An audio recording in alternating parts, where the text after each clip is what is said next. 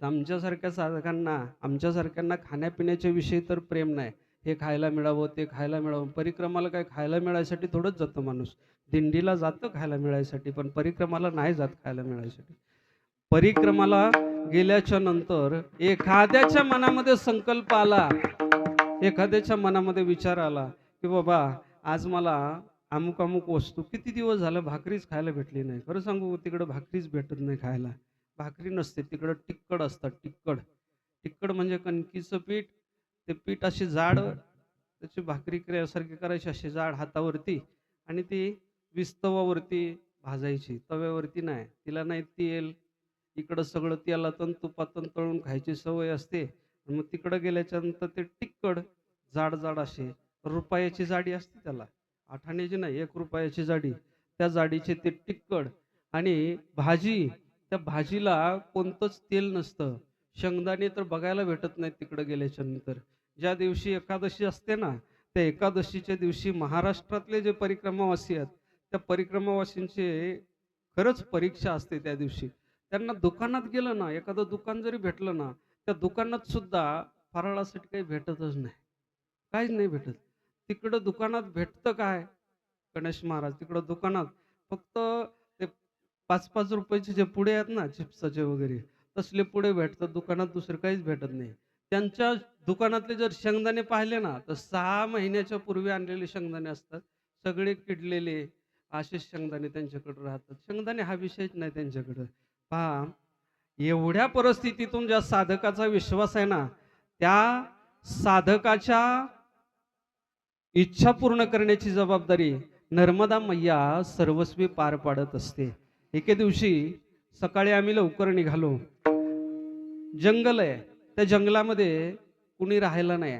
पहाटे 4 वाजता निघालेलो आहे. एरवी 4 वाजता पहाटे परिक्रमाला कोणी निघत नाही. पण जे महाराष्ट्रातले दिंड्या करणारे लोक आहेत ना, तिकडे यांना दिंडाळे म्हणतात दिंडाळे. हे जे दिंडाळे आहेत ना, हे किती वाजता निघतात भागवत महाराज. रात्रीच्या 2 वाजता सुद्धा परिक्रमाला. तो नियम नाहीये तिकडं. त्या नियमामध्ये आपण राहत नाहीत. आपले महाराष्ट्रातले लोक फार अवघड आहेत. म्हणजे परिक्रमा पायी पूर्ण करतात याच्याबद्दल त्यांचं कौतुक आहे. पण जे परिक्रमेचे नियम आहेत, ते नियम सुद्धा पालन केले पाहिजेत ना. त्या नाशिकवाल्या बाबांच्या सोबत आम्ही पहाटे निघालो होतो. पहाटे निघाल्याच्या नंतर स्नान नाही, स्नान करण्याची व्यवस्था त्या शूलपाणी जंगलामध्ये एवढी थोडीशी अडचण आहे स्नानाची वगैरे. तिथून निघालोत आम्ही आणि वाटेनं चालत असताना 5 वाजलेले आहेत, पहाटेचे 5. मनामध्ये विचार आला, आम्ही चौघजण सोबत चालतोय. चौघही जण मनात आम्ही विचार करतोय. पहाटेचे 5 वाजलेले आहेत. आम्ही निघून 1 तास झालेला आहे. जवळ-जवळ 4-5 किलोमीटर आम्ही चालत आलेलो आहेत. इथं कुठं वस्ती लागत नाही. चहा पिण्याची इच्छा झाली. पण आता एवढ्या जंगलामध्ये आपल्याला चहा कोण आणून देणार?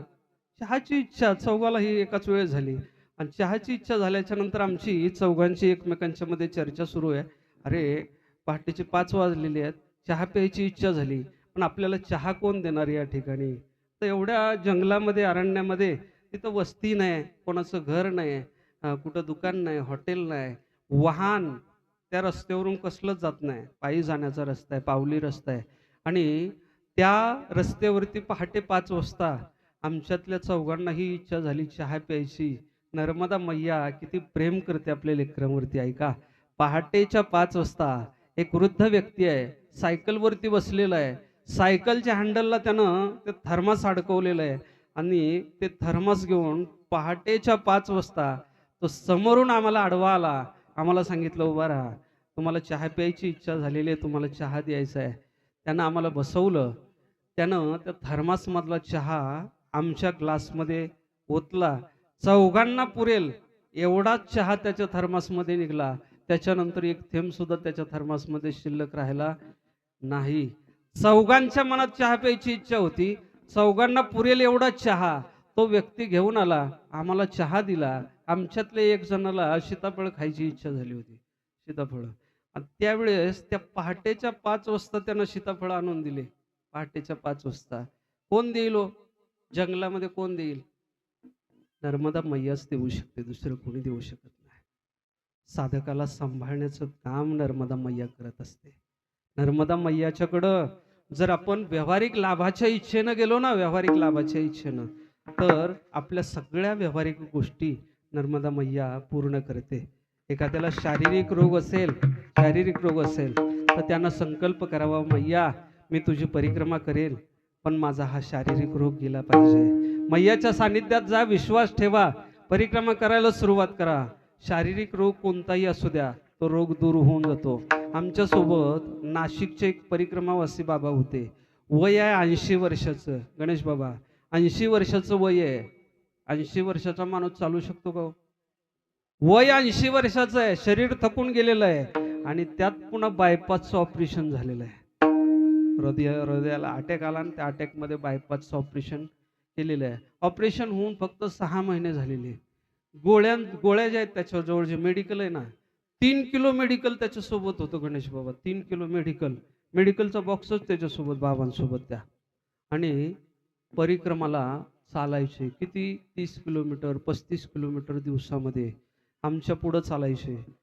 आम्हाला त्यांच्यासोबत चालता येत नव्हतं. हे चालणं त्यांचं आहे का हो? हे चालणं त्यांचं नाही. हे जे चालणं आहे ना, हे चालणं नर्मदा मैयाचं आहे. ते चालू शकत नाहीत, नर्मदा मैया त्यांना चालवते आहे. ज्याचं बायपासचं ऑपरेशन झालेलं आहे ना, तोही 35-40 किलोमीटर रोज चालायचा. आणि विशेष गोष्ट ही, आमच्यापेक्षा 25 दिवस अगोदर त्यांची परिक्रमा पूर्ण झाली 80 वर्षांच्या बाबांची.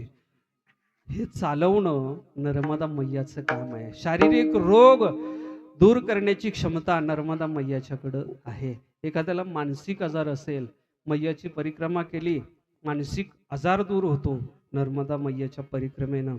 एखाद्याला बौद्धिक त्रास असेल, म्हणजे एखादा निर्बुद्ध व्यक्ती असतील, त्यानं जर नर्मदा मैयाची परिक्रमा केली ना, तर त्याच्या बुद्धीमध्ये फरक पडतो. नवे तो बुद्धिवान होतो. ज्याला मराठी वाचता येत नाही, तो नर्मदा मैयाच्या सानिध्यात गेला ना, तर संस्कृत मधली जी पदं आहेत ती पदं उत्तमरित्या म्हणू शकतो, उत्तमरित्या गाऊ शकतो. हा नर्मदा मैयाचा अनुभव आहे. नर्मदा मैयामध्ये स्नान केल्याच्या नंतर, नर्मदा मैयाची परिक्रमा केल्याच्या नंतर आपली परिपूर्णता आहे, सामान्य जीवाची परिपूर्णता आहे. तसं देवतांची सुद्धा परिपूर्णता नर्मदा मैयाच्या स्नानानं आहे. तीर्थामध्ये स्नान केल्याच्या नंतर पुण्य आहे. नवल विशेषता याच्यात नाही. श्री संत नामदेव महाराज सांगतात, त्या तीर्थाचा नामोच्चार जरी तुम्ही केला ना, तर तुमची सगळी पातकं निवृत्त होऊन जातात, जळून जातात. अभंगाचं पहिलं जन्म. वाचे म्हणता गंगा गंगा, वाचे म्हणता गंगा गंगा, गंगा वाचे म्हणता गंगा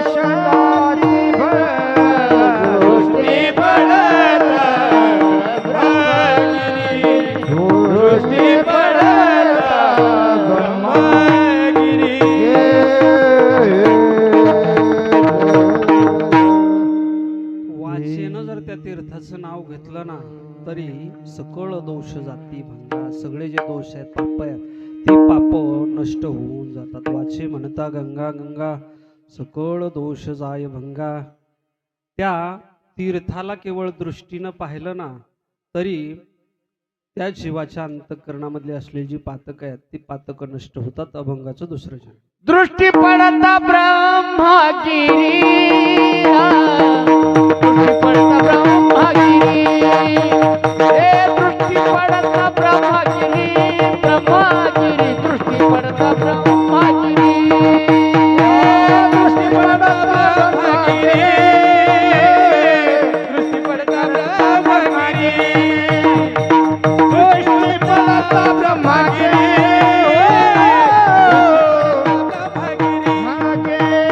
त्याची नाही यमपुरी त्याची नाही यमपुरी यमपुरी दृष्टी पडता ब्रह्मगिरी राम दृष्टी पडता ब्रह्मगिरी दृष्टी पडता ब्रह्मगिरी ब्रह्मगिरी दृष्टी पडता ब्रह्मगिरी त्याची नाही यमपुरी त्याची नाही यमपुरी दृष्टी पडता ब्रह्मगिरी ब्रह्मगिरी दृष्टी पडता ब्रह्मगिरी दृष्टी पडता ब्रह्मगिरी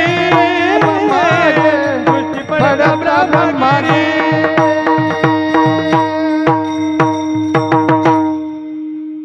त्या तीर्थाचा परिसर जरी दृष्टीला पडला ना त्यासी नाही यमपुरी त्याला यमलोकाला जावं लागत नाही. कारण जो कोणी कुशानं आवृत्त असलेलं जे तीर्थ आहे त्या तीर्थामध्ये स्नान करतो ना त्याला कैलासामध्ये भगवान शिवजी बोलवून घेतात. अभंगाचं तिसरं चरण. खुशाबरी करिता स्नान खुशाबरी करिता स्नान हे खुशाबर खुशाबर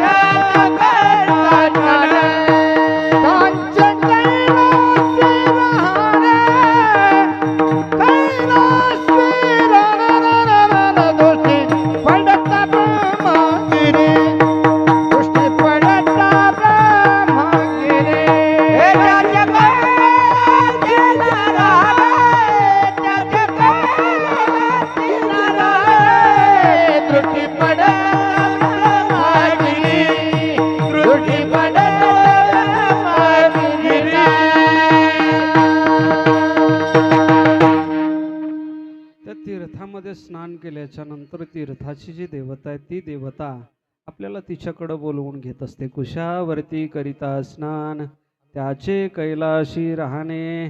नामदेव महाराज म्हणतात स्नानानं पुण्य होतंय नामस्मरणानं पुण्य होतंय याच्यापेक्षा विशेष पुण्य त्याची जर प्रदक्षिणा केली ना तर होतं. नामा म्हणे नामा म्हणे नामा म्हणे प्रदक्षिणा नामा म्हणे प्रदक्षिणा नामा म्हणे नामा म्हणे नामा म्हणे नामा म्हणे नामा म्हणे प्रदक्षिणा नामा म्हणे प्रदक्षिणा